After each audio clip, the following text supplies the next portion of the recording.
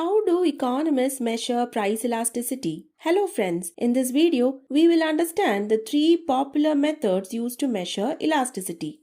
Elasticity tells us how responsive quantity demanded or quantity supplied is when price changes. To measure this responsiveness, economists commonly use three methods: percentage or proportionate method, total expenditure or total revenue method, and geometrical or point method. Let's understand each one step by step. The most common method of measuring price elasticity is the percentage method. According to this method, the elasticity of demand is measured as the percentage change in quantity demanded divided by the percentage change in price. It can also be written as change in demand divided by original demand multiplied by 100, the whole divided by change in price divided by original price multiplied by 100. Mathematically, it can be presented as delta Qx by Qx multiplied by 100 divided by delta Px by Px multiplied by 100. Now this can be rearranged and written as delta Qx by delta Px multiplied by Px by Qx.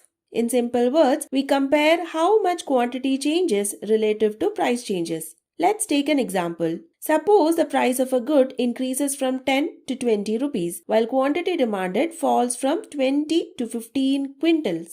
The formula for calculating price elasticity of demand, as we have already seen, is delta Qx by Qx the whole divided by delta Px by Px. So here delta Qx is equal to 15 minus 20, that is minus 5. That is a new value minus the old value. Qx, that is the original quantity, that is 20 quintals. Delta Px, that is change in price, is 20 minus 10, that is 10, and the original price Px is equal to 10. Now substituting these values onto the formula, we get the elasticity of demand as negative 0.25. Since the value is less than 1, demand is said to be inelastic. Now you may notice that the elasticity value is negative. Why? Because price and quantity demanded usually move in the opposite directions. When price rises, quantity demanded falls, and when price falls, quantity demanded rises. However, economists generally ignore the negative sign and focus only on the magnitude of the elasticity. Therefore, elasticity is usually expressed as a positive number. The same percentage method can also be used to measure the price elasticity of supply. The formula is percentage change in quantity supplied divided by percentage change in price. Now this can also be written as change in supply by original supply multiplied by 100 divided by change in price by original price multiplied by 100. And this can be mathematically presented as delta S of x by Sx multiplied by 100 divided by delta Px by Px multiplied by 100. The above equation can be rearranged and written as delta S of x by delta Px multiplied by Px by S of x.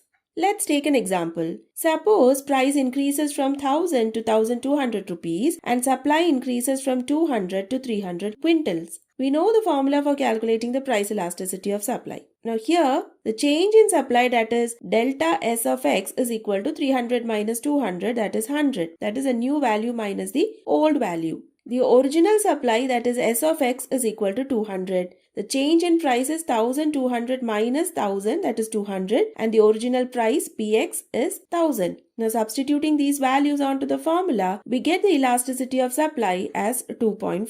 Since the value is greater than 1, supply is said to be elastic. Unlike demand, elasticity of supply is positive because price and quantity supplied generally move in the same direction. This is the percentage method. The second method is given by Professor Alfred Marshall. This method focuses on the relationship between price changes and total expenditure or total revenue. In this method, the change in price and the consequent change in the total expenditure of consumers or total revenue of the producers are considered. Since the expenditure of a consumer is the revenue for a producer, both terms can be used interchangeably. Remember this simple equation. Total expenditure is equal to total revenue equals price multiplied by quantity. For example, if the price of a good is rupees 4 and quantity demanded is 100 units, the total expenditure or total revenue will be 400 rupees. Now let's see what happens when price changes. Suppose price increases from 4 to 5 rupees and quantity demanded falls from 100 to 90 units. Total revenue increases from 400 to 450 rupees. Here the elasticity is 0.4, which means that demand is inelastic. This happens because the percentage fall in the quantity demanded is lesser than the percentage rise in price. Now suppose the same price increase from 4 to 5 rupees causes the quantity demanded to fall from 100 to 80 units. The total revenue remains 400 itself. Here elasticity is equal to 1. This is called unit elastic demand because the percentage change in quantity demanded is exactly equal to the percentage change in price.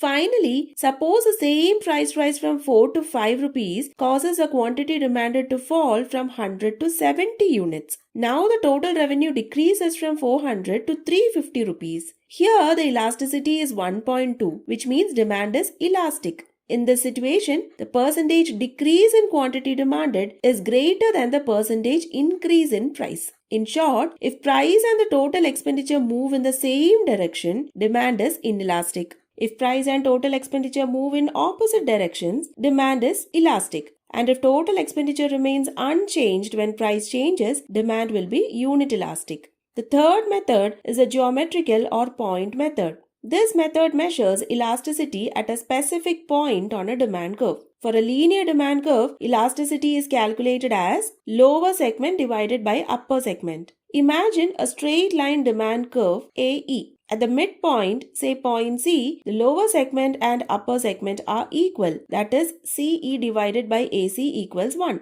Therefore, elasticity at point C is equal to 1. At points above the midpoint, such as point B, the lower segment is greater than the upper segment. That is, BE is greater than AB. Therefore, elasticity is greater than 1. At points below the midpoint, such as point D, the upper segment is greater than the lower segment. That is, AD is greater than DE. Therefore, elasticity is less than 1. At the upper end of the demand curve at point A, elasticity is infinity. And at the lower end of the demand curve at point E, elasticity is 0. But what if the demand curve is not a straight line? In that case, a tangent line is drawn at the point where elasticity is to be measured. Then, elasticity is calculated as lower segment of the tangent line divided by upper segment of the tangent line. For example, if we want to find the elasticity at point P, we draw a tangent line through that point and compare the lower and upper segments of the tangent line. The same process can be used for other points such as point R.